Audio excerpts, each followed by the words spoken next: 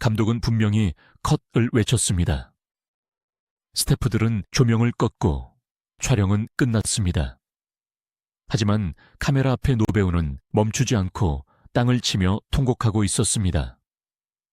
그녀는 감독의 종료 신호를 듣지 못했습니다. 귀가 들리지 않았기 때문입니다. 보청기조차 소용없는 정막 속에서 오직 상대방의 입모양과 공기의 진동만으로 연기했던 80살의 여배우. 그 처절한 몸부림은 연기가 아니라 생존을 위한 절규였습니다. 소리 없는 세상에서 가장 큰 울림을 주었던 배우. 석금성의 마지막 투혼은 그렇게 우리 가슴에 박혔습니다. 이토록 가슴 시린 절규의 뿌리는 과연 어디였을까요? 석금성, 본명 석금심이 세상의 첫 울음을 터뜨린 곳은 평안남도 강서군이었습니다. 1907년은 한반도의 운명이 벼랑 끝으로 몰리던 시기였습니다. 헤이그 특사 사건이 실패로 돌아가고 고종 황제가 강제로 퇴위당하며 대한제국의 군대가 해산되던 그해 나라의 국운은 기울어가고 있었습니다. 그 암울한 시대에 여자가 태어난다는 것은 환영받지 못할 일이었습니다. 여성에게 허락된 삶이란 정해져 있었습니다. 어려서는 아버지를 따르고 결혼해서는 남편을 따르고 늙어서는 아들을 따르는 삼종지도의 굴레 속에서 자신의 이름조차 없이 누구 댁, 누구 어미로 불리다 사라지는 것이 당연한 운명이었습니다. 하지만 평안도의 억척스러운 기질을 타고난 소녀 석금심의 내면에는 설명할 수 없는 뜨거운 불씨가 숨겨져 있었습니다. 소녀 시절의 그녀는 남달랐습니다. 또래 친구들이 바느질을 배우고 시집갈 준비를 하며 수줍게 얼굴을 붉힐 때 그녀는 마을을 찾아오는 유랑극단의 무대를 넋을 잃고 바라보곤 했습니다. 흙먼지 날리는 마당에 엉성하게 세워진 무대 위에서 광대들은 울고 웃으며 사람들의 마음을 쥐락펴락했습니다. 그 순간만큼은 가난도 배고픔도 나라 잃은 서름도 잊혀지는 듯했습니다. 어린 금심의 눈에 비친 배우들의 모습은 천대받는 광대가 아니라 사람들의 영혼을 어루만지는 마법사처럼 보였습니다. 나도 저 위에 서고 싶다. 나도 소리를 지르고 노래를 부르고 내 안에 무언가를 토해내고 싶다. 그것은 당시의 사회 통념상 미친 짓이나 다름없는 생각이었습니다.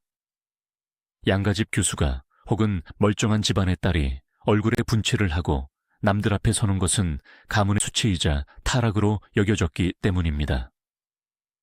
그러나 시대의 바람은 거세게 불어오고 있었습니다. 1920년대 경성을 중심으로 개화의 물결이 밀려왔습니다. 신식 교육을 받은 여성들이 등장했고 단발머리를 한 모던걸들이 거리를 활보하기 시작했습니다. 구시대의 관습과 새로운 문물이 충돌하며 비전에는 파열음 속에서 석금심은 자신의 운명을 스스로 개척하기로 결심합니다. 그녀는 고향을 떠나 경성으로 향했습니다. 부모님의 반대와 주변의 손가락질은 그녀의 결심을 꺾지 못했습니다. 그녀에게는 안정된 삶보다 비록 가시밭길일지라도 자신의 목소리를 낼 수 있는 자유가 더 절실했습니다. 경성에 도착한 그녀는 곧바로 현실의 벽에 부딪혔습니다. 연기라는 것을 체계적으로 배울 곳은 마땅치 않았고 여배우를 모집한다는 곳은 대부분 기생을 양성하거나 술집 접대부를 구하는 곳과 다를 바 없었습니다. 하지만 그녀는 포기하지 않았습니다. 그러던 중 그녀의 운명을 바꿀 기회가 찾아왔습니다. 바로 전설적인 극단 토월회와의 만남이었습니다. 1923년 도쿄 유학생들을 중심으로 결성된 토월회는 당시 조선 연극계에 혁명을 일으키고 있었습니다. 그들은 기존에 과장되고 촌스러운 신파극을 거부하고 서구의 근대극과 사실주의 연기를 지향했습니다. 현실을 밟고 이상을 비춘다는 그들의 이름처럼 토월회는 암울한 현실 속에서 예술이라는 이상을 꿈꾸는 젊은이들의 집합소였습니다. 석금성은 토월회의 문을 두드렸습니다. 그리고 그곳에서 그녀는 평생의 스승이자 동료가 될 사람들을 만났습니다. 복혜숙, 전옥 같은 기라성 같은 선배들이 이미 그곳에서 빛을 발하고 있었고, 박승희 같은 연출가는 그녀에게 연기의 기본을 가르쳤습니다. 당시 토월회 훈련은 혹독하기로 유명했습니다. 발성 연습부터 시작해 걸음걸이, 표정 하나하나까지 철저하게 계산된 연기를 요구했습니다. 단순히 슬픈 척 우는 것이 아니라 왜 슬픈지, 그 슬픔의 깊이가 어느 정도인지를 분석하고 이해해야 했습니다. 석금성은 스펀지처럼 그 모든 것을 흡수했습니다. 그녀는 화려한 외모로 승부하는 스타가 아니었습니다. 오히려 그녀의 얼굴에는 묘한 그늘과 강인함이 공존하고 있었는데, 이것이 바로 사실주의 연기에 최적화된 마스크였습니다. 1920년대 후반, 그녀는 드디어 무대에 섰습니다. 조명 아래 선 그녀는 더 이상 평안도 시골 소녀 석금심이 아니었습니다. 그는 비로소 배우 석금성으로 다시 태어났습니다. 관객들은 그녀의 연기에 숨을 죽였습니다. 그녀가 맡은 역할들은 대개 비극적인 운명의 여인들이었습니다. 가난 때문에 팔려가거나 봉건적인 질서에 희생당하거나 사랑에 배신당해 울부짖는 여인들. 그것은 단순히 각본에 있는 이야기가 아니었습니다. 객석에 앉아있는 조선의 여성들, 그리고 나라를 잃고 방황하는 식민지 청년들의 자화상이었습니다. 석금성이 무대 위에서 오열할 때 관객들은 그것이 자신의 울음이라고 느꼈습니다. 그녀의 목소리에는 시대를 관통하는 한이 서려 있었습니다. 하지만 무대 뒤의 삶은 화려함과는 거리가 멀었습니다. 당시 연극 배우들의 생활은 처참할 정도로 가난했습니다. 지방 순회 공연을 떠나면 여관비를 낼 돈이 없어 극장 구석이나 창고에서 새우잠을 자야 했고, 끼니를 거르는 일은 다반사였습니다. 겨울이면 난방이 되지 않는 대기실에서 입김을 호흡 불어가며 언손을 녹여야 했고, 여름이면 찜통 같은 더위와 모기떼 속에서 대본을 외워야 했습니다. 게다가 사회적 시선은 여전히 차가웠습니다. 여배우를 딴따라나 희생 정도로 취급하는 사람들은 공연이 끝나면 술자리에 합석을 강요하거나 희롱을 일삼기도 했습니다. 석금성은 그 모든 모욕과 배고픔을 견뎌야 했습니다. 오직 무대, 그 신성한 공간에서 관객과 만나는 찰나의 희열만이 그녀를 버티게 하는 힘이었습니다. 그녀와 함께 활동했던 동료 배우들의 증언에 따르면 석금성은 지독한 연습벌레였습니다. 다른 배우들이 휴식을 취할 때도 그녀는 구석에서 벽을 보고 대사를 중얼거렸고, 감정을 잡기 위해 며칠씩 밥을 굶기도 했습니다. 그녀는 이석우, 홍해성 같은 당대 최고의 연출가들로부터 진짜 연기가 무엇인지 배웠습니다. 홍해성은 그녀에게 이렇게 말했다고 합니다. 금성아, 흉내를 내지 마라. 네가 그 사람이 되어라. 네 심장이 그 사람의 심장처럼 뛰지 않으면 관객은 절대로 속지 않는다. 이 가르침은 평생 그녀의 영이 철학이 되었습니다. 그녀는 무대 위에서 예쁘게 보이려 하지 않았습니다. 콧물을 흘리고 얼굴을 일그러뜨리고 목이 쉬어라 소리를 질렀습니다. 그것이 진짜 고통이었고 진짜 삶이었기 때문입니다.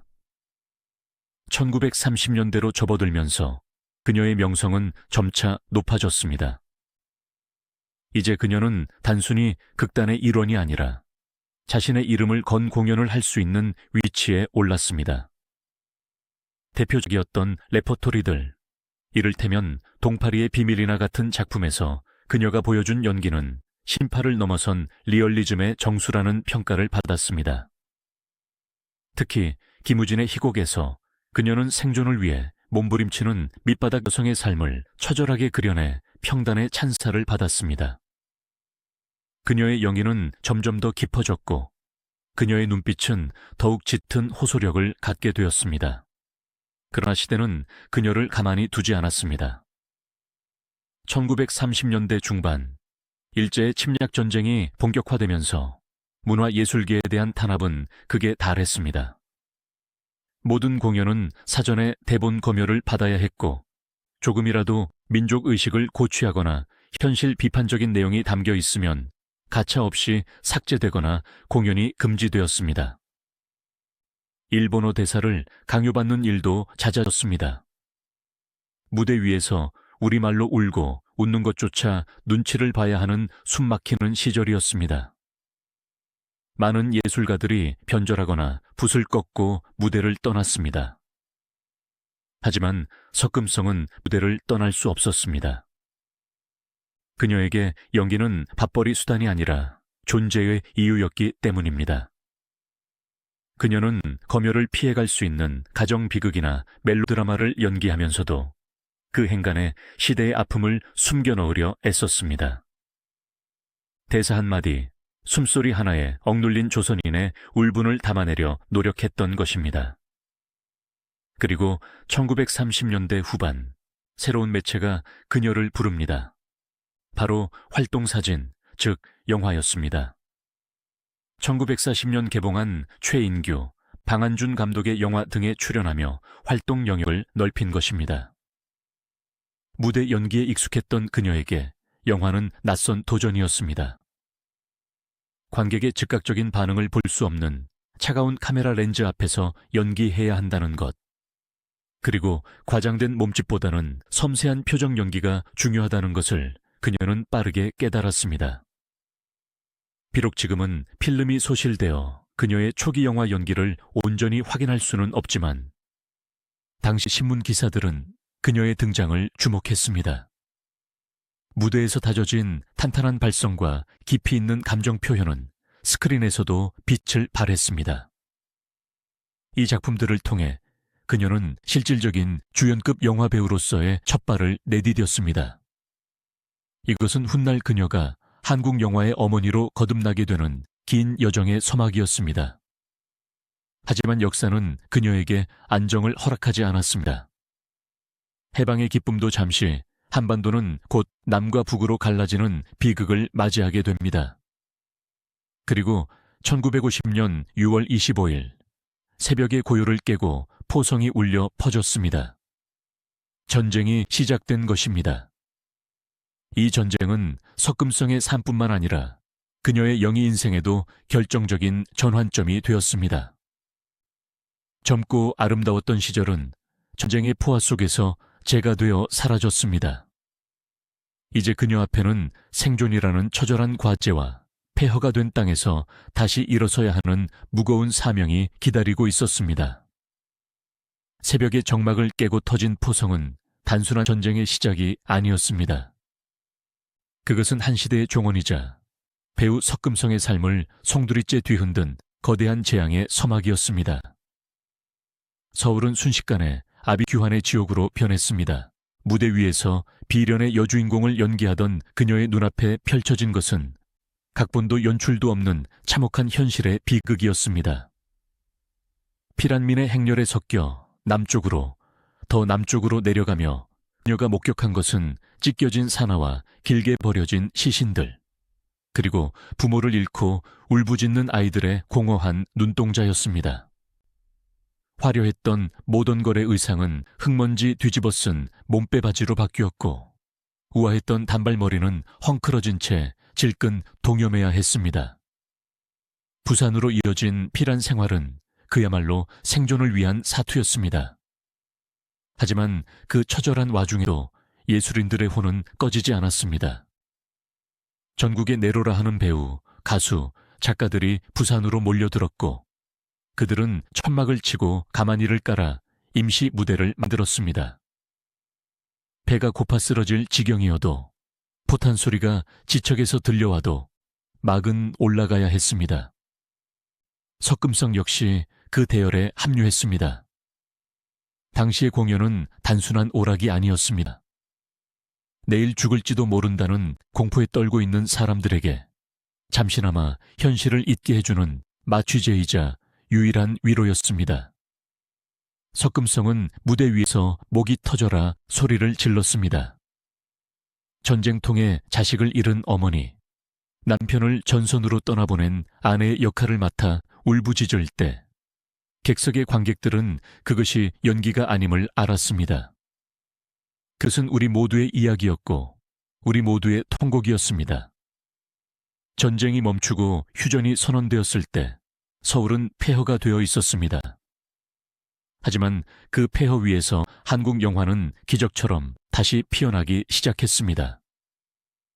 그리고 바로 이 지점에서 40대 중반에 접어든 석금성의 연기 인생은 드라마틱한 전환점을 맞이합니다.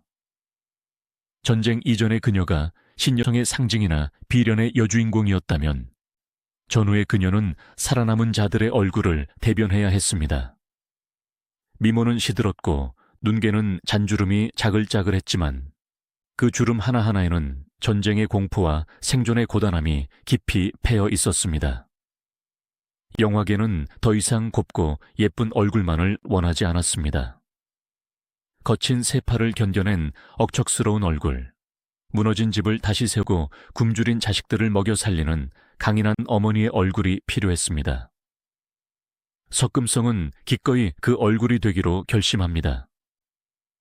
1950년대 후반부터 1960년대 초반, 한국 영화가 질적, 양적으로 폭발적인 성장을 이루던 이른바 황금기에 석금성은 독보적인 위치를 점하게 됩니다.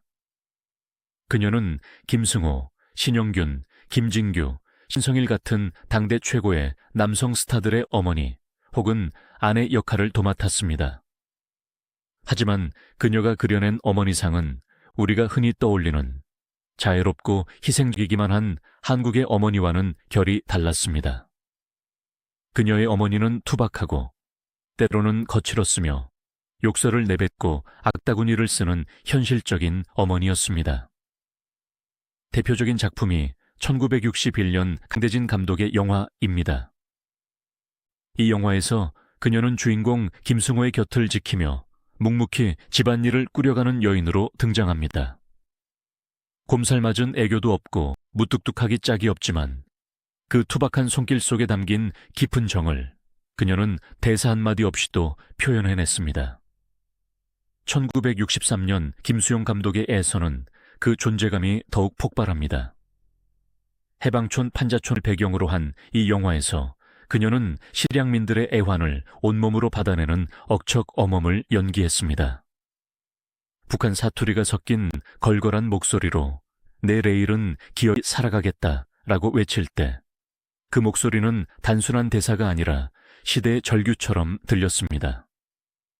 동료 배우들과 스태프들은 그녀의 연기 열정에 혀를 내둘렀습니다. 촬영장에 도착하면 그녀는 가장 먼저 거울을 보고 자신의 얼굴을 망가뜨렸습니다. 머리에 기름을 발라 떡지게 만들고 치아에 검은 칠을 해 이가 빠진 것처럼 보이게 했으며 옷에는 흙을 묻혀 금방이라도 밭에서 김을 매다 나온 사람처럼 꾸몄습니다. 어떤 여배우가 화면에 예쁘게 나오고 싶지 않겠습니까? 하지만 석금성은 배우가 배역보다 예뻐 보이면 그건 직무유기다라고 입버릇처럼 말했습니다. 그녀는 카메라 앞에서 예쁘게 우는 법을 거부했습니다. 콧물을 흘리고 얼굴을 잔뜩 찌푸리며 짐승처럼 울부짖었습니다. 그 못난 울음이야말로 가장 진실한 슬픔의 표현이라고 믿었기 때문입니다. 당시 충무로는 말 그대로 영화 공장이었습니다.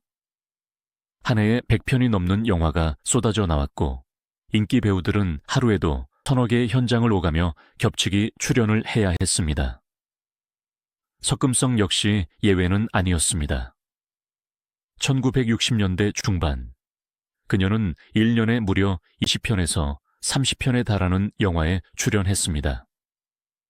아침에는 사극 현장에서 왕의 유모가 되었다가 점심에는 멜로 영화의 표독스러운 시어머니가 되고 저녁에는 액션 영화의 국밥집 욕쟁이 할머니가 되었습니다.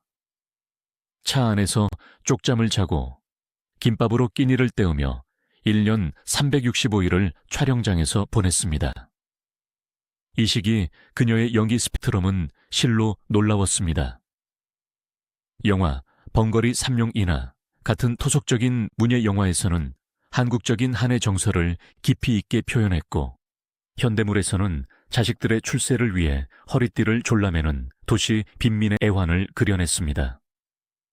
그녀가 등장하면 관객들은 안도했습니다. 화면 어딘가에 그녀가 앉아 콩나물을 다듬거나 담배를 피워 물고 있으면 그 장면은 순식간에 진짜 현실이 되었습니다. 주연 배우들이 빛날 수 있도록 공기처럼, 배경처럼 자신을 낮추면서도 결정적인 순간에는 화면을 장악해버리는 무시무시한 내공. 그것이 바로 조연의 여왕 석금성의 힘이었습니다. 하지만 대중이 환호하는 국민 어머니의 명성 뒤에는 지독한 고독이 그림자처럼 따라붙었습니다. 영화 속에서는 수많은 자식들을 거느린 어머니였지만 현실의 그녀는 철저히 혼자였습니다. 촬영이 끝나고 모두가 가족의 품으로 혹은 연인과의 데이트를 위해 뿔뿔이 흩어질 때 그녀는 홀로 짐을 챙겨 어두운 집으로 돌아가야 했습니다. 남편도 자식도 없는 텅 빈 방. 그녀를 방이는 것은 차가운 윗목과 정막뿐이었습니다. 그녀에게도 한때 사랑이 있었고 가정을 꾸리고 싶은 꿈이 있었을 것입니다. 그러나 격동의 현대사는 그녀에게 여자로서의 행복을 허락하지 않았습니다. 대신 그녀는 영화 속의 자식들을 진짜 자식처럼 사랑했습니다. 신성일, 엄앵란, 김지미 같은 당대의 청춘 스타들을 그녀는 친자식처럼 아꼈습니다.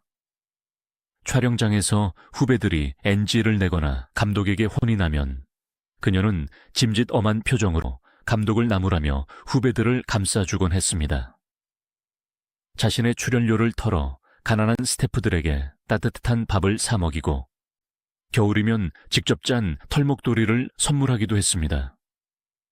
그녀에게 영화 현장은 직장이 아니라 가정이었습니다. 그녀의 연기가 그토록 절절했던 이유는 어쩌면 그녀가 현실에서 가지지 못한 것에 대한 갈망을 연기로 승화시켰기 때문일지도 모릅니다. 내 배 아파 낳은 자식은 없지만 세상의 모든 어머니들의 마음을 누구보다 깊이 이해하고 있었던 것입니다. 그녀는 대본을 받으면 밤을 새워 읽고 또 읽었습니다.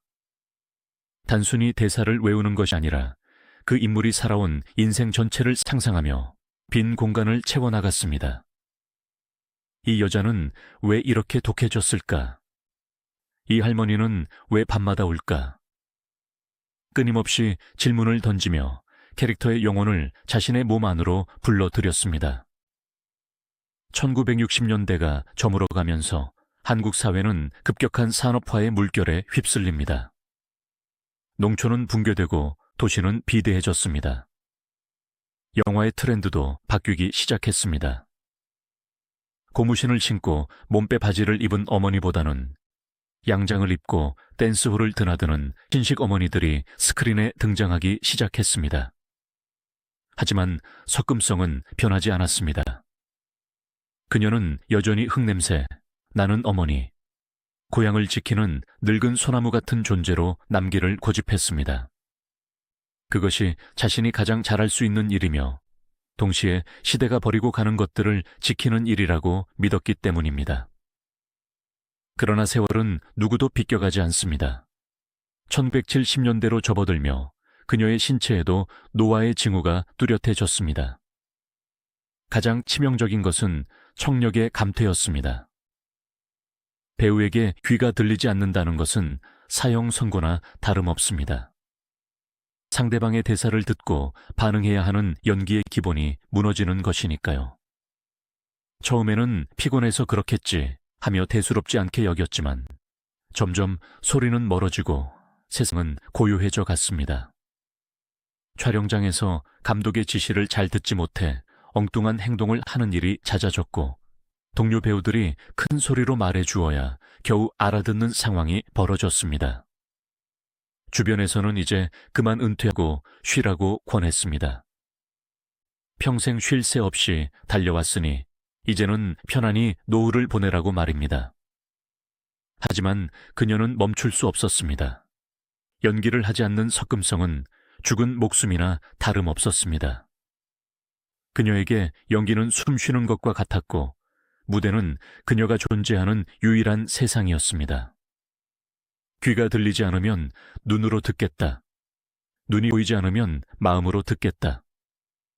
그녀는 오기로 버텼습니다.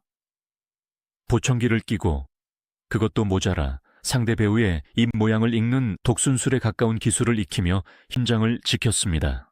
1970년대 텔레비전의 보급으로 영화 관객이 줄어들고 영화계가 불황에 빠졌을 때도 그녀는 브라운관과 스크린을 오가며 활동을 이어갔습니다. TV 드라마 여러 같은 작품들이 전국적인 인기를 끌 때 그녀는 그 안에서도 묵직한 존재감을 발휘했습니다. 하지만 대중은 잔인했습니다. 컬러 TV 속에 화려한 젊은 배우들에게 열광하는 사이 흑백 영화 시절의 영광을 간직한 늙은 여배우는 서서히 잊혀져 갔습니다. 캐스팅 제의는 눈에 띄게 줄어들었고 들어오는 배역들도 예전처럼 깊이 있는 역할보다는 단편적인 노인 역할이 대부분이었습니다. 경제적인 어려움도 그녀를 옥죄어 왔습니다. 평생 톱스타들의 어머니로 살았지만 정작 그녀의 통장은 비어 있었습니다.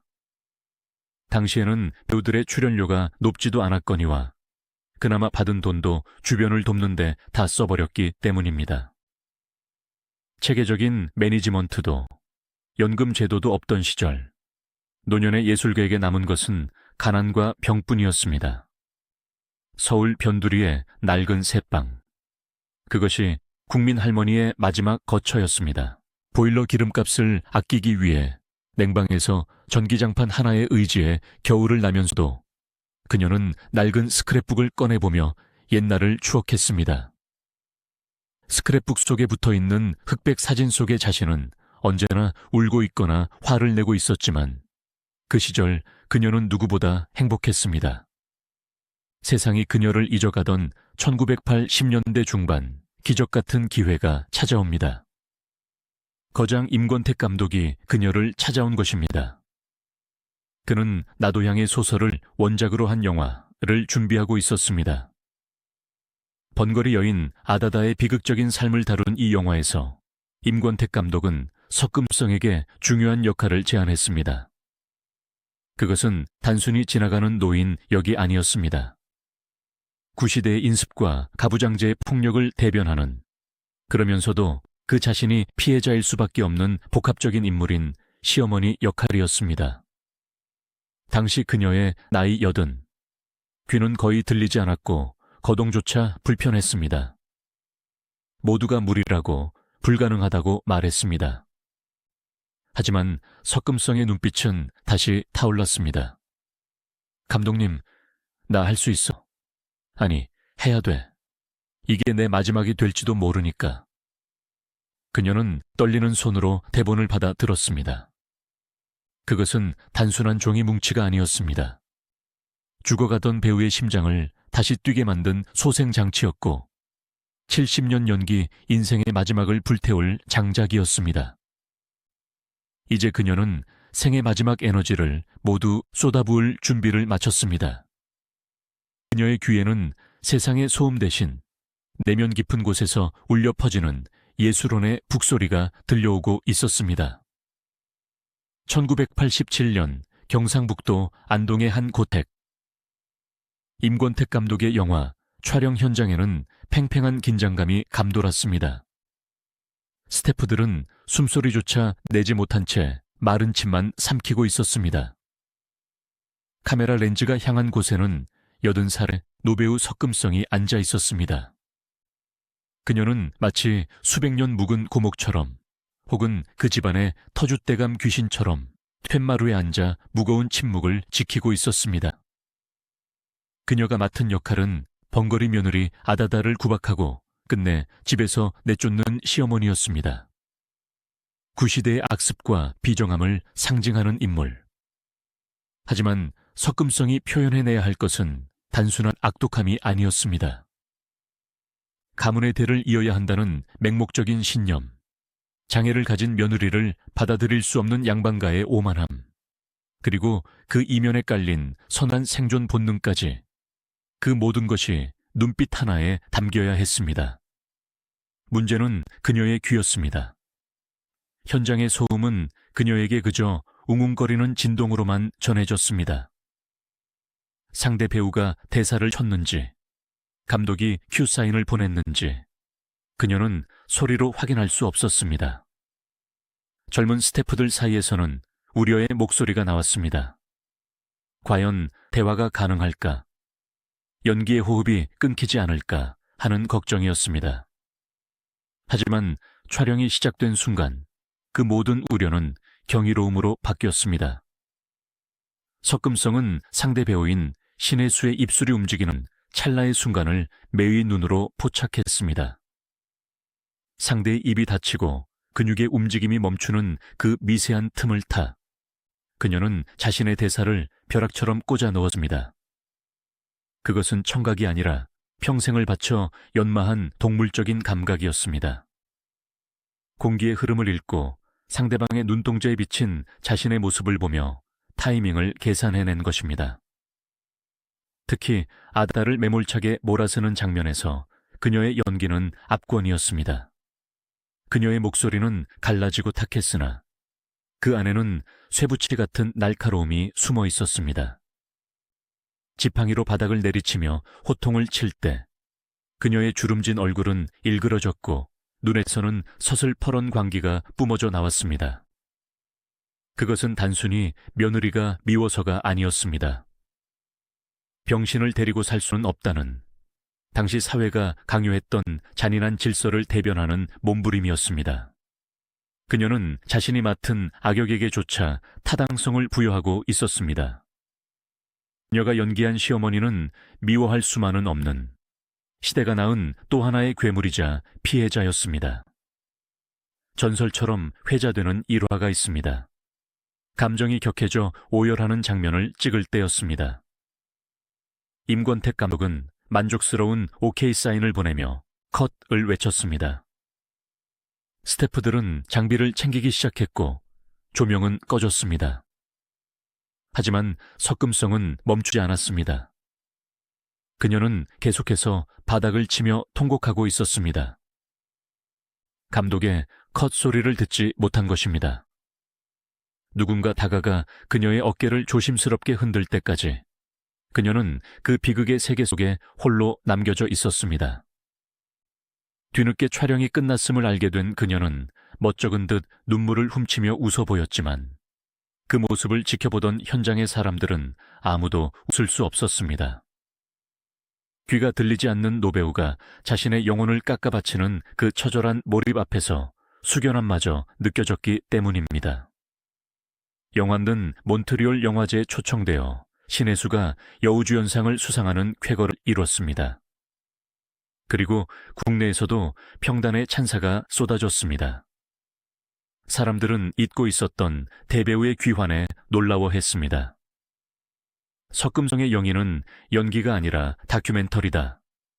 그녀의 주름 하나하나가 대사다라는 호평이 이어졌습니다. 그해 연말, 그녀는 청룡영화상 특별상을 수상하며 트로피를 품에 안았습니다. 시상식 무대에 오른 그녀는 화려한 드레스 대신 단정한 한복을 입고 있었습니다. 수많은 후배들의 기립박수 속에서 그녀는 떨리는 목소리로 소감을 전했습니다.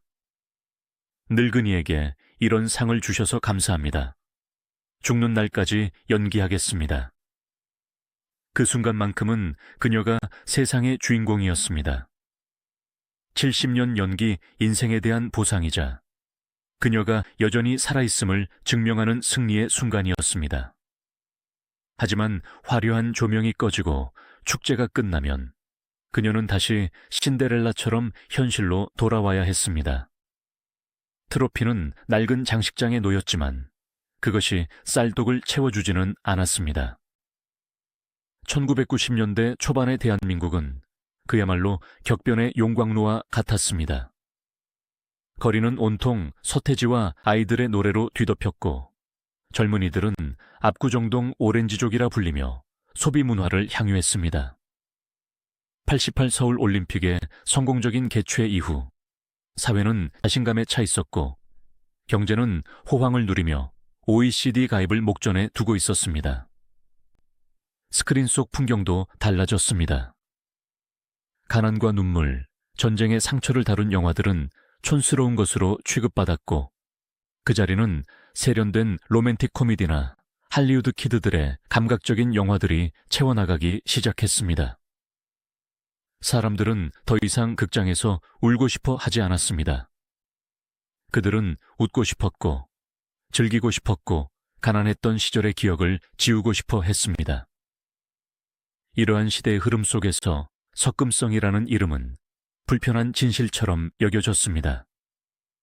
그녀의 얼굴은 배고팠던 시절, 피란 보따리를 이고 다니던 시절, 꿀꿀이죽을 끓여 먹던 시절을 너무나 생생하게 상기시켰기 때문입니다. 화려한 백화점이 들어선 서울 거리에서 그녀의 존재는 마치 재개발 구역에 홀로 남은 낡은 판잣집처럼 위태롭고 이질적이었습니다. 대중문화가 소비와 쾌락으로 이동하는 동안 생존과 한을 연기했던 대배우는 설 자리를 잃는 것을 넘어 시대의 뒤양일로 강제로 밀려나고 있었습니다.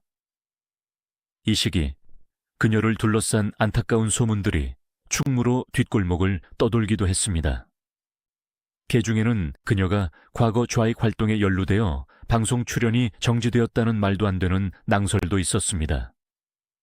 하지만 이는 명백한 거짓이었습니다. 그녀는 정치적인 이념과는 거리가 먼 사람이었습니다. 그녀의 사상은 오직 휴머니즘과 모성뿐이었습니다. 그녀가 대중의 시야에서 사라진 진짜 이유는 거창한 정치적 탄압 때문이 아니라 자본주의의 냉혹한 논리와 노인에 대한 사회적 무관심 때문이었습니다. 방송국 PD들은 화면이 칙칙해진다, 요즘 시청자들은 예쁜 할머니를 원한다는 이유로 그녀를 외면했습니다. 그녀의 깊게 패인 주름과 탁한 목소리는 리얼리티의 정수였지만 90년대의 방송가는 그것을 낡음으로 치부해버렸습니다. 그녀의 침묵은 깊어졌습니다. 더 이상 울리지 않는 전화기 옆에서 그녀는 긴 하루를 견뎌야 했습니다. 이 시기 그녀의 내면을 잠식했던 것은 단순히 경제적 빈곤만이 아니었습니다. 그것은 효용 가치가 다한 존재로 취급받는 데서 오는 인간적인 몸열감이었습니다. 평생을 남을 위해 울어주던 사람이 정작 자신이 울어야 할 때는 아무도 곁에 없다는 사실을 깨닫게 되는 과정은 잔인했습니다.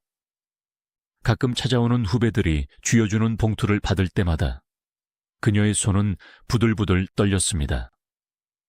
고맙다는 말보다는 미안하다는 말이, 미안하다는 말보다는 비참하다는 감정이 앞섰기 때문입니다. 한때는 후배들에게 밥을 사주고 술을 사주며 호탕하게 웃던 대장부 석금성이 이제는 동정의 대상이 되어버렸다는 사실을 받아들이기 힘들었을 것입니다. 영화는 그녀의 마지막 불꽃이었습니다. 그 이후로 그녀를 찾는 곳은 거의 없었습니다. 방송국과 영화사는 더 자극적이고 더 세련되고 더 젊은 이미지를 원했습니다.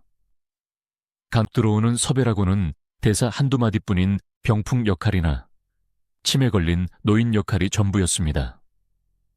자존심 강한 그녀였지만 생계를 위해서는 거절할 수 없었습니다. 하지만 그마저도 90년대 초반으로 넘어가면서 뚝 끊겨버렸습니다. 그녀의 귀는 이제 보청기를 껴도 거의 들리지 않을 지경이 되었고 거동도 눈에 띄게 느려졌습니다. 현장에서 민폐가 될 것을 우려한 제작진들은 그녀의 이름을 캐스팅 리스트에서 조용히 지워버렸습니다. 가장 견디기 힘든 것은 가난이었습니다. 그녀는 평생을 톱스타로 살았지만 재테크에는 문외한이었습니다. 예술가는 돈을 쫓으면 안 된다는 꼿꼿한 신념, 그리고 주변의 어려운 사람들을 보면 주머니를 탈탈 털어주던 넉넉한 인심이 결국 그녀의 발목을 잡았습니다. 그녀에게 남은 재산이라고는 서울 변두리의 작은 전세방 보증금이 전부였습니다. 정부에서 주는 쥐꼬리만한 지원금과 아주 가끔 찾아오는 후배들이 쥐어주는 용돈으로 근근히 생활을 이어갔습니다. 겨울이면 난방비를 아끼느라 전기장판 위에서 두꺼운 이불을 뒤집어 쓰고 지냈고, 반찬은 김치와 밥이 전부일 때가 많았습니다.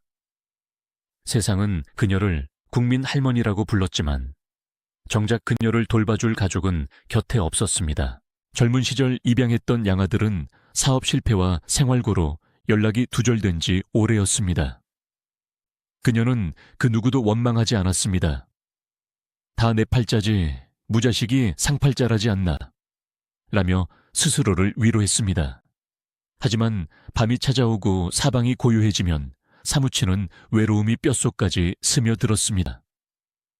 텔레비전을 켜도 소리가 들리지 않으니 화면만 멍하니 바라보다 잠들기 일쑤였습니다. 화면 속에서는 그녀가 아들처럼 아꼈던 신성일, 어맹란 같은 후배들이 중견 배우가 되어 활약하고 있었습니다. 그녀는 화면 속의 그들을 쓰다듬으며 혼잣말을 하곤 했습니다. 그래, 너희들은 잘 살아야지. 나처럼 살지 말고. 1990년대 초반, 그녀의 건강은 급격히 악화되었습니다. 노환과 영양실조가 겹치면서 병원 신세를 지는 일이 잦아졌습니다. 하지만 입원비가 없어 퇴원을 서두르거나 아예 병원에 가는 것을 포기하고 집에서 알아눕는 날이 많았습니다. 영화인 협회나 원로 배우들의 모임에서 이 소식을 듣고 십시일반 돈을 모아 병원비를 대주기도 했지만 그것은 임시방편일 뿐 근본적인 해결책이 되지 못했습니다. 한때 대한민국을 울렸던 대배우가 병원비 몇 푼이 없어 쩔쩔매는 현실. 이것은 비단 그녀만의 문제가 아니라 평생을 예술에 바쳤으나 사회 안전망에 사각지대에 놓인 모든 원로 예술인들의 비극이었습니다. 어느 날 한 잡지사 기자가 그녀의 근황을 취재하기 위해 집을 찾아갔습니다. 기자가 목격한 풍경은 충격적이었습니다. 곰팡이가 핀 벽지, 퀴퀴한 냄새가 나는 좁은 방, 그리고 앙상하게 마른 몸으로 누워있는 석금성. 방 한 구석에는 그녀가 평생 모아온 트로피와 상장들이 먼지를 뒤집어 쓴 채 쌓여 있었습니다. 빛바랜 흑백 사진 속에서 그녀는 화려한 여배우의 자태를 뽐내고 있었지만 현실의 그녀는 끼니조차 제대로 잊지 못하는 독거노인이었습니다. 기자가 선생님, 뭐가 제일 드시고 싶으세요? 라고 묻자 그녀는 힘없는 목소리로 대답했습니다. 따뜻한 고깃국 한 그릇 먹었으면 원이 없겠어. 이 인터뷰 기사가 나가고 난 뒤 사람들은 잠시 충격을 받고 안타까워했지만 그 관심은 오래가지 않았습니다. 세상은 너무나 바쁘게 돌아가고 있었고 잊혀진 배우의 가난은 금세 다른 뉴스들에 묻혀버렸습니다. 그러나 육체가 무너져가는 와중에도 그녀의 예술가적 자아는 여전히 살아 숨 쉬고 있었습니다. 당시 그녀가 살던 새방의 풍경을 기억하는 이들은 그녀가 종종 거울 앞에 앉아 멍하니 자신의 얼굴을 들여다보고 있었다고 전합니다. 주름진 눈과 검버섯이 핀 뺨, 숱이 빠져 듬성듬성한 머리카락. 그녀는 그 늙고 병든 얼굴을 미워하지 않았습니다. 오히려 그 얼굴이야말로 자신이 평생 완성해온 최고의 예술작품이라고 생각했을지도 모릅니다. 그녀는 배우란 남의 삶을 훔쳐 사는 직업이 아니라 자신의 삶을 태워 남을 위로하는 직업이라고 믿었습니다. 그녀의 연기로는 교과서적인 메소드 연기와는 결이 달랐습니다. 그녀는 캐릭터를 분석하는 것이 아니라 캐릭터가 겪은 고통을 자신의 몸에 직접 새겨넣는 방식을 택했습니다.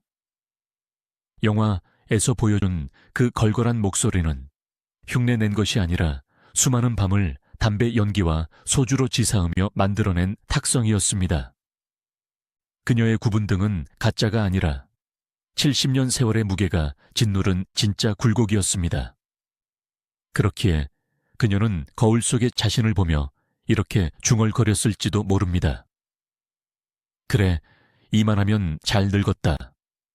이 얼굴이면 이제 진짜 죽는 연기도 할 수 있겠구나. 그녀의 정신도 조금씩 흐려지기 시작했습니다. 치매라기보다는 너무 오랫동안 대화할 상대가 없어 현실 감각이 무뎌진 탓이 컸습니다. 그녀는 종종 과거와 현재를 혼동했습니다.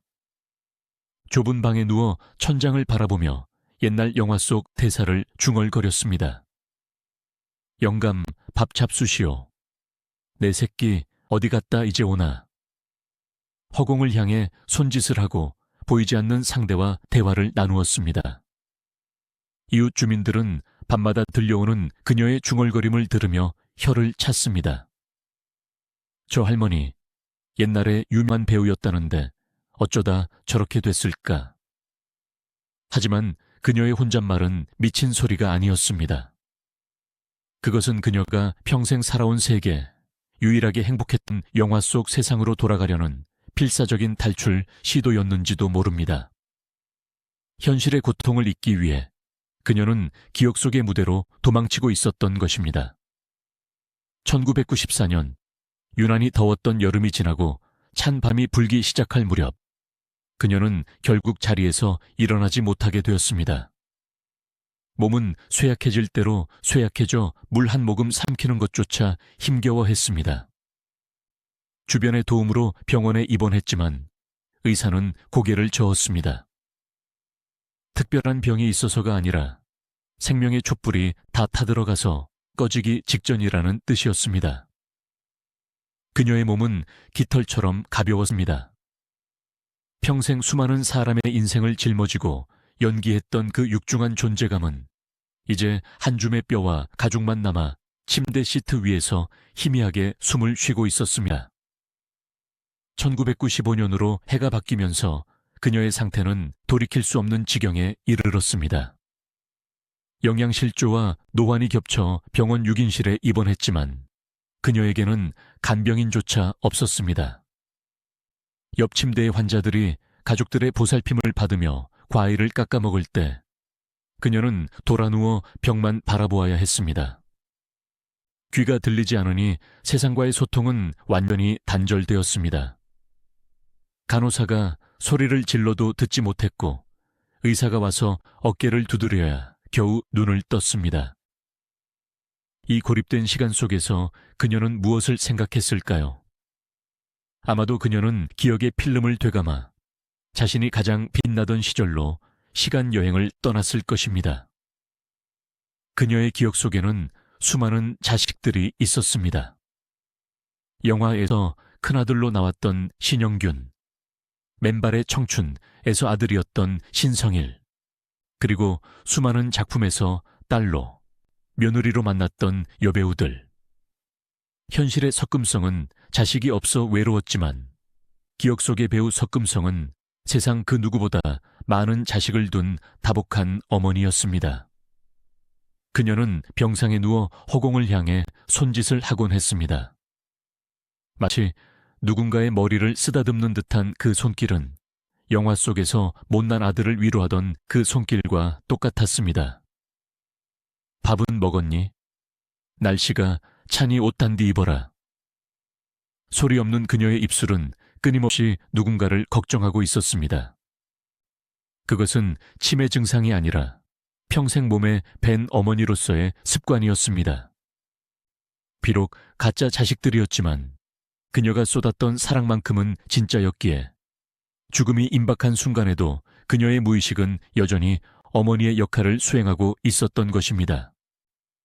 하지만 동시에 그녀는 깊은 회한에 잠기기도 했을 것입니다. 배우 석금성을 위해 희생시킨 인간 석금심의 삶에 대해서 말입니다. 평범한 아낙네로서 남편의 사랑을 받고 진짜 내 아이에게 젖을 물리는 기쁨을 포기하고 선택한 길. 과연 그 선택은 옳았을까? 대중의 박수갈채는 신기루처럼 사라지고 남은 것은 차가운 병원비 청구서뿐인 현실 앞에서 그녀는 뼈저린 고독을 느꼈을 것입니다. 나는 마린의 어머니였지만 정작 나 자신에게는 어머니가 되어주지 못했구나. 스스로를 돌보지 않고 혹사시켰던 지난날에 대한 뒤늦은 깨달음이 그녀의 눈가를 적셨습니다. 여름이 지나고 가을이 깊어가면서 그녀의 생명력은 촛불처럼 위태롭게 흔들렸습니다.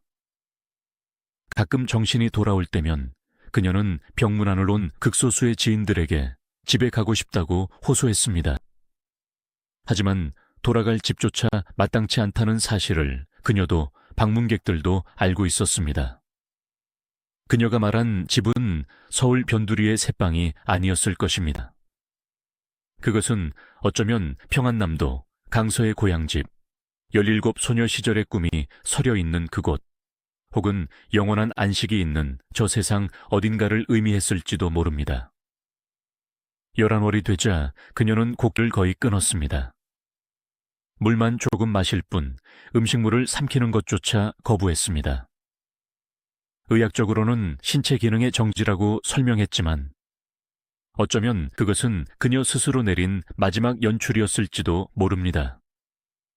구차하게 생명을 연명하기보다 깨끗하고 조용하게 막을 내리겠다는 배우로서의 마지막 자존심. 그녀는 링거 주사 바늘을 빼내려 하며 완강하게 저항하기도 했습니다. 이제 됐다. 충분히 살았다. 그녀의 눈빛은 그렇게 말하고 있었습니다. 병실 창밖으로 서울의 야경이 보였습니다. 붉은 십자가와 넌사인이 번쩍이는 도시. 저 수많은 불빛 어딘가에 그녀가 출연했던 영화가 상영되고 있는 극장도 있었을 것입니다. 하지만 병실 안은 칠흑 같은 어둠과 침묵뿐이었습니다. 간호사가 오가며 혈압을 재고 링거를 교체했지만 그녀는 눈을 뜨지 않았습니다. 의식이 가물가물한 상태에서도 그녀의 손은 가끔 허공을 휘적거렸습니다. 마치 무대 위에서 조명을 잡으려는 듯 혹은 떠나가는 자식의 옷자락을 잡으려는 듯. 그녀는 꿈속에서 여전히 연기를 하고 있었던 것일까요? 아니면 평생 기다려온 누군가를 마중 나가고 있었던 것일까요?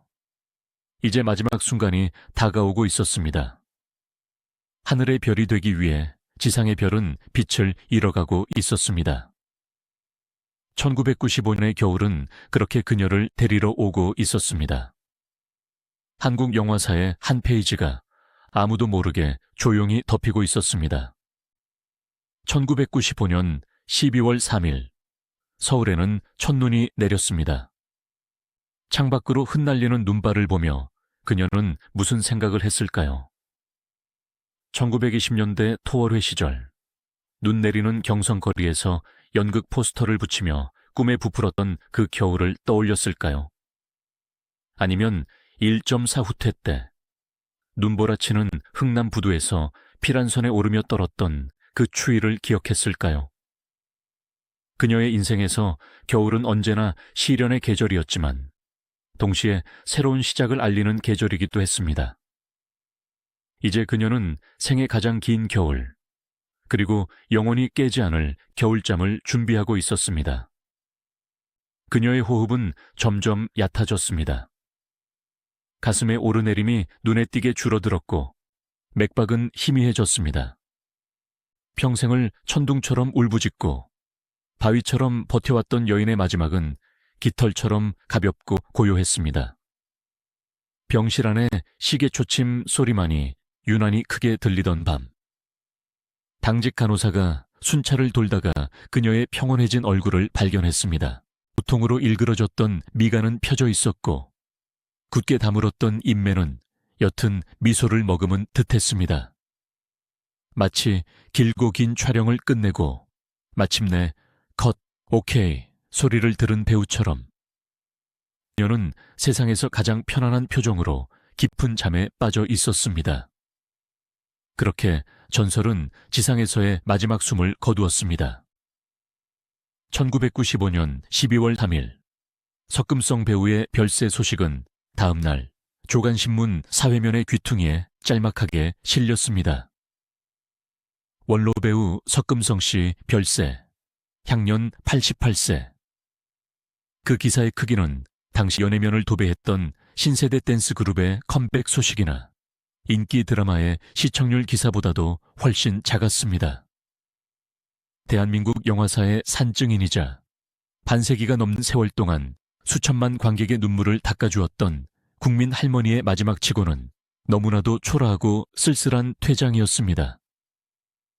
빈소가 마련된 병원 연간실은 정막 강산이었습니다. 화려한 화환들이 입구를 가득 노는 여느 스타들의 장례식과는 달리 그녀의 빈소 앞에는 몇몇 영화 관련 단체에서 보낸 조화만이 덩그러니 놓여 있었습니다. 문상객의 발길도 뜸했습니다. 전성기 시절 그녀를 어머니라 부르며 따랐던 수많은 스타들 중 상당수는 바쁜 스케줄을 핑계로 혹은 이미 세상을 떠나거나 거동이 불편해 오지 못했습니다. 마지막까지 그녀의 곁을 지킨 것은 강부자, 남은희 등 그녀의 연기혼을 존경했던 몇몇 후배 연기자들과 묵묵히 그녀의 업적을 기리던 소수의 영화인들 뿐이었습니다. 그들은 영정 사진 속의 그녀를 바라보며 하염없이 눈물을 흘렸습니다. 사진 속의 석금성은 특유의 주름진 얼굴로 옅은 미소를 짓고 있었지만 그 미소 뒤에 감춰진 70년의 고단함과 외로움을 조문객들은 너무나 잘 알고 있었기 때문입니다. 한 후배 배우는 빈소에서 이렇게 탄식했습니다. 선생님, 죄송합니다. 우리가 너무 늦었습니다. 선생님이 한국 영화 그 자체였는데 우리가 그걸 잊고 살았습니다. 그 탄식은 비단 그 자리에 있던 사람들뿐만 아니라 그녀를 잊어버린 한국 사회 전체를 향한 준엄한 꾸짖음이기도 했습니다. 장례 절차는 검소하다 못해 빈약했습니다. 평생을 독신으로 살았고 양아들과의 왕래마저 끊긴 상태였기에 상주 역할을 할 사람조차 마땅치 않았습니다. 결국 영화인 협회가 장례위원회를 구성해 그녀의 마지막 길을 배웅했습니다. 운구차가 병원을 떠나 장지로 향할 때 서울의 하늘은 잔뜩 흐려 있었습니다. 그녀가 그토록 사랑했던 그리고 평생을 바쳐 연기했던 이 도시는 무심하게도 여전히 바쁘게 돌아가고 있었습니다. 운구 행렬이 지나가는 거리의 사람들은 누구의 장례 행렬인지조차 모른 채 각자의 길을 재촉했습니다. 그렇게 그녀는 세상의 무관심 속에서 한 줌의 재가 되어 땅으로 돌아갔습니다. 배우 석금성의 육체적인 삶은 그렇게 끝이 났습니다. 하지만 진짜 이야기는 그녀 눈을 감은 그 순간부터 역설적이게도 다시 시작되려 하고 있었습니다. 그녀가 남긴 빈자리가 얼마나 거대한지 사람들은 그녀가 떠나고 나서야 비로소 깨닫게 될 것이기 때문입니다. 그녀에 대한 기억을 복원하려는 움직임이 아주 천천히 그러나 깊이 있게 시작되었습니다. 2000년대에 들어서며 한국 영화 르네상스가 도래했고 이에 발맞춰 한국영상자료원을 중심으로 고전 영화 필름을 복원하고 디지털화하는 작업이 본격화되었습니다. 창고 속에 처박혀 곰팡이가 피어가던 필름 캔들이 열리고 그 안에서 잊혀졌던 석금성의 목소리와 표정이 생생하게 되살아났습니다. 디지털 리마스터링을 통해 잡티가 제거되고 선명해진 화면 속에서 젊은 관객들은 처음으로 배우 석금성을 마주했습니다. 유튜브 같은 뉴미디어 플랫폼의 등장은 그녀의 재발견에 결정적인 역할을 했습니다. 알고리즘이 이끈 젊은 세대들이 19, 60년대 흑백 영화 클립을 접하게 된 것입니다. 그들은 영화 나 시리리 속의 석금성을 보며 충격을 받았습니다. 그들이 본 것은 촌스러운 옛날 할머니가 아니었습니다. 요즘 배우들조차 흉내내기 힘든 압도적인 에너지와 전율 돋는 리얼리즘 연기였습니다. 댓글창에는 놀라움의 반응들이 쏟아졌습니다. 저 할머니 눈빛 좀 봐. 진짜 광기가 서려 있다. 연기가 아니라 진짜 그 시대 사람을 다큐로 찍은 것 같다. 지금 할리우드에 내놔도 손색 없는 메소드 연기다. 그녀의 영인은 시대를 뛰어넘어 21세기의 관객들과 소통하기 시작했습니다. 낡은 것이 아니라 시대를 앞서간 모던한 연기로 재평가받게 된 것입니다. 영화학계와 평단에서도 새로운 시각의 분석이 이어졌습니다. 과거에는 그녀를 단순히 전통적인 어머니상의 구연이나 희생적인 여인으로만 해석했다면 이제는 젠더적인 관점에서 그녀를 재조명하기 시작했습니다. 페미니즘 영화 비평가들은 석금성의 연기에서 가부장제에 대한 저항을 일궈냈습니다.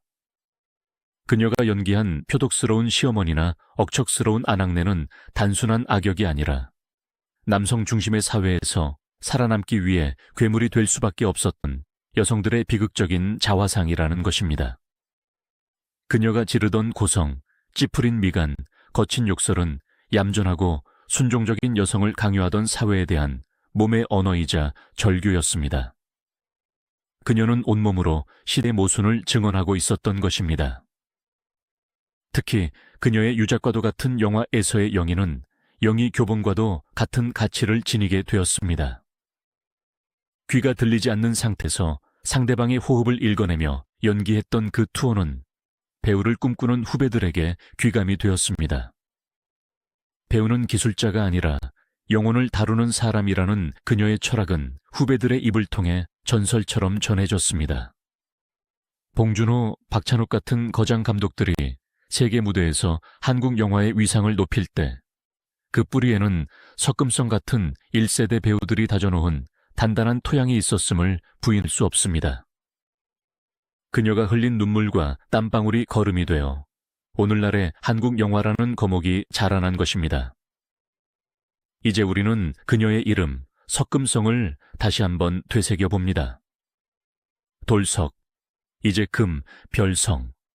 그녀는 자신의 예명처럼 살다 갔습니다. 일제강점기와 전쟁이라는 모진 역사의 파도 앞에서도 돌처럼 단단하게 버텼고 그 고통스러운 현실을 외면하지 않고 온몸으로 부딪혔으며 마침내 한국 영화의 하늘에 영원히 지지 않는 별이 되었습니다. 비록 그녀의 육신은 차가운 새방에서 고독하게 세우러졌지만 그녀가 남긴 수백 편의 영화 속에서 그녀는 여전히 살아 숨 쉬고 있습니다. 화면 속의 그녀는 여전히 밥을 짓고 빨래를 하고 자식을 위해 매를 맞고 세상을 향해 악을 쓰고 있습니다. 6.25 전쟁의 포화 속에서 아이를 업고 달리던 그 모습, 판잣집 부엌에서 눈물을 훔치던 그 등, 그리고 번거리 며느리를 내치며 죄책감과 분노가 뒤섞인 표정을 짓던 그 얼굴. 그 모든 순간들이 모여 대한민국 현대사에 거대한 모자이크를 완성했습니다.